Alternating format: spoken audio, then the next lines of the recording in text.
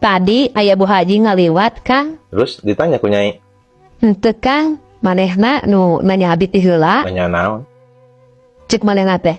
Nyai cagep, asa geus lila teh katingali. Terus ngejawab naon Nyai?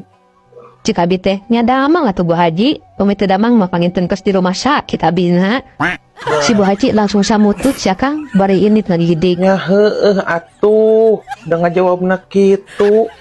Emang abi salahnya Kang, lamun ngejawab kitu. Itu salah ngan kit lain kitu ngajawabna atuh. Jawab deh alhamdulillah pangesto gitu. Yang meureun katingalieun abi jam-jam ringkas Kang.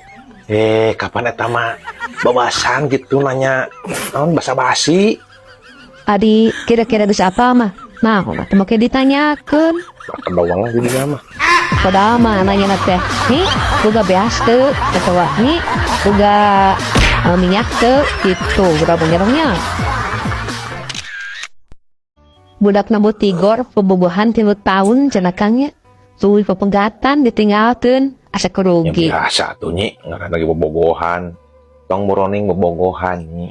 Nu geus kawin lila ge, geus waktuna pegatnya pegat. Padahal mah nya Kang nya, coba ngedidit motor salila 3 tahun teh. Meureun geus boga motor ayeuna teh. Lamun lunas mah nya teu bobogohan. Sekarang ngirit motor ya mah. Nya iya mah Kang, daripada kitu mending keneh ngedidit motor salila 3 tahun. Meureun boga motor kiana. Dengar teu? Lunas teh. Namun dibayaran. Kabawa motor namun dibayaran. Namun nunggak menyemoal meureun. Motorna dicopot ku leasing. Nah, dicopot ku leasing. Kapan ngedidit motor Kang? Ya dicopot teh pada teu dibayar, Pan. Nah, atuh teu dibayar Kang. Kapan Yang kewajiban? teu bogaan duit mah tak bisa mayar ge. Lamun kira-kira nanti bisa mayar jeung teu boga duit, nah atuh makin ngedidit motor Kang. Nah, jadi ka Akang. Kapan cek Kang tadi teu bisa mayar tiap bulan ada teu boga duit. Nah, atuh Teuing atuh. ari mayar mah lain ku teuing Kang, ku duit mayar mah. Losok ieu geura ngedidit motor ai teu bisa mayar mah.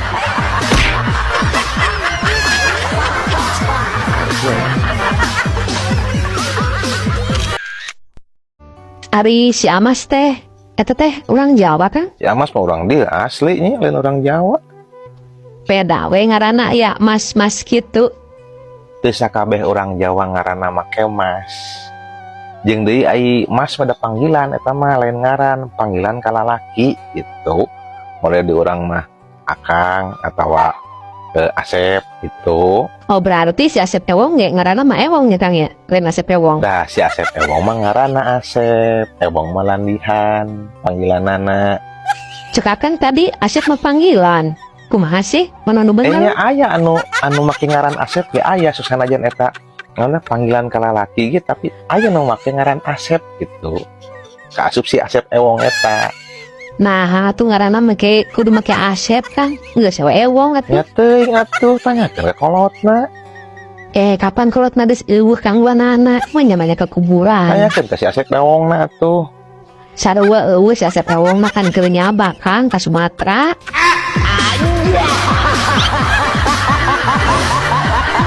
Kieu dipikirannya Atawa kudu disusul wae Kang ka Sumatera. mana ya?